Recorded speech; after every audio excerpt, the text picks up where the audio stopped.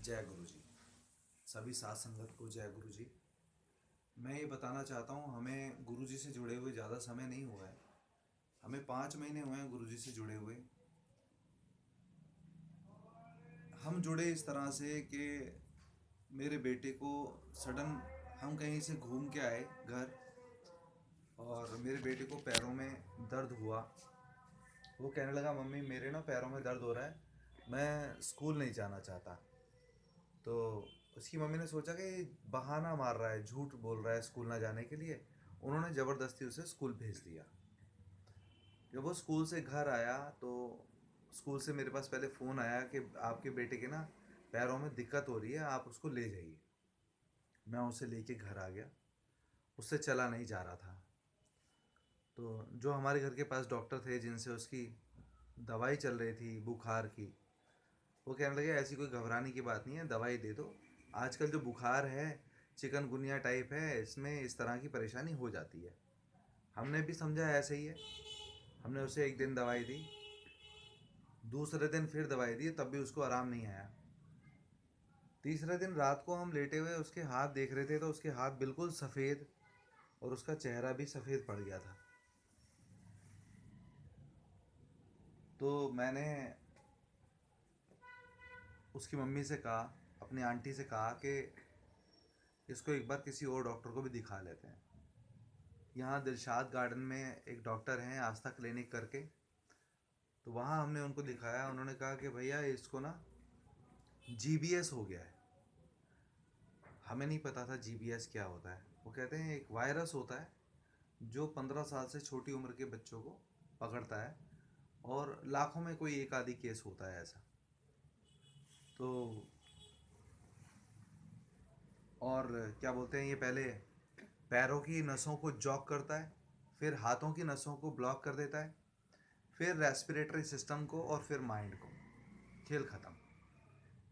5 या 6 दिन का टाइम लेता है ये पूरी बॉडी में फैलने के लिए। 2 दिन ऑलरेडी हो चुके थे। उन्होंने कहा इसे तुरंत हॉस्पिटल में एडमिट कर दो। हम दिल्ली में रहते हैं, या तो एम्स में आप कर दें एडमिट, या गंगाराम हॉस्पिटल में इसे एडमिट कर दें। दो ही जगह इसका ट्रीटमेंट है। मैं घबरा गया। मेरी आंटी रोने लगी एकदम, क्या हो गया ये।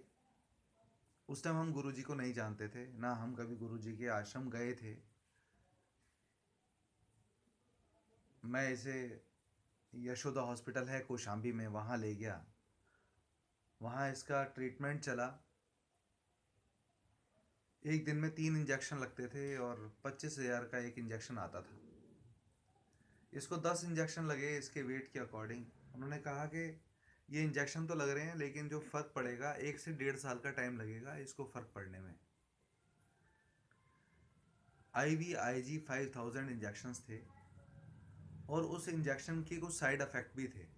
जैसे इंसान वेंटिलेटर पे पहुंच जाता है, उसे सांस लेने में, ब्रीथिंग में प्रॉब्लम होने लगती है, उसकी हार्ट बीट बढ़ने लगती है, उसका बीपी हाई होना स्टार्ट हो जाता है, बॉडी में वीकनेस आनी चालू हो जाती है, मसल पावर कम हो जाती है।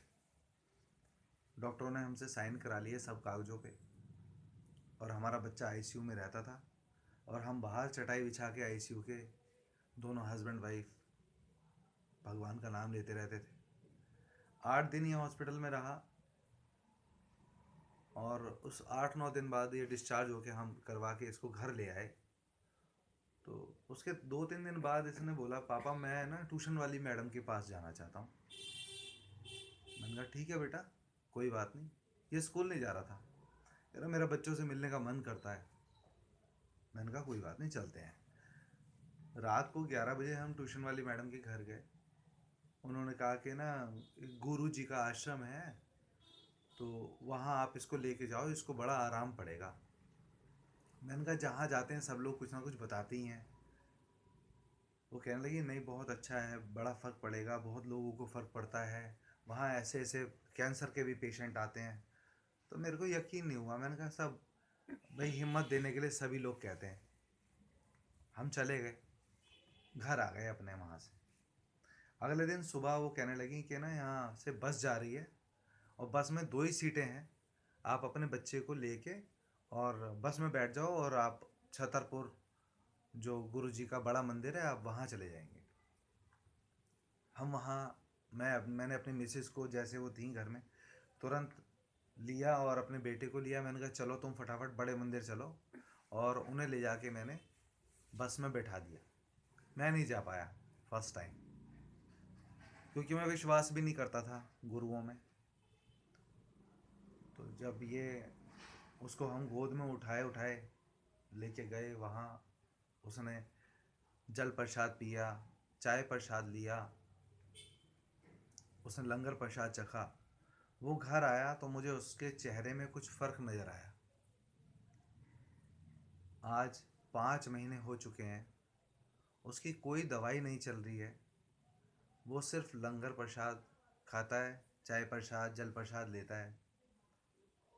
गुरु जी के आशीर्वाद से हमारे घर में गुरु जी का सत्संग भी गुरु जी ने करवाया, और मैं मानने लगा हूँ। मुझे भी लगता था कोई इंसान भगवान नहीं हो सकता, लेकिन भगवान होते हैं। साक्षात गुरु जी शिव का अवतार हैं, ये बात सच है। किसी की कोई भी परेशानी हो, कोई प्रॉब्लम हो, तो वो बड़े मंदिर जाके उस चीज़ को, उस शक्ति को आभास कर सकता है, जो कि मैंने भी किया। सब लोग कहते थे स्वर्ग लगता है, स्वर्ग लगता है। अब मुझे भी वहाँ पे जाना स्वर्ग जैसा लगता है। जय गुरु जी। शुक्राना गुरु जी।